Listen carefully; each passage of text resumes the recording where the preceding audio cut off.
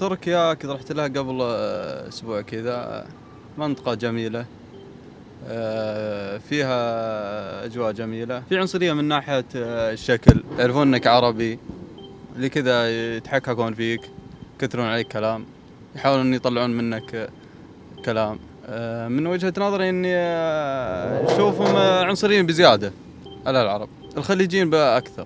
والله حصل لي موقف عند كاشير، جيت بحاسب، جاني واحد يتلفظ علي، أنا ما أعرف اللهجة التركية، معاي واحد يعرف، فيتكلم علي بيحاول نرفزني. حاولت إني أستدعي الأمن، فحلينا المشكلة الحمد لله. في الأفضل إنك تعرف لغة وتروح هناك، أما كذا ما تعرف لغة ولا شيء راح ينصبون عليك.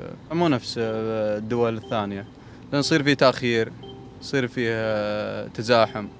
صار فيه تزاحم كثير، أخذنا يمكن فوق 6 ساعات بانتظار عشان بس نقص باركود.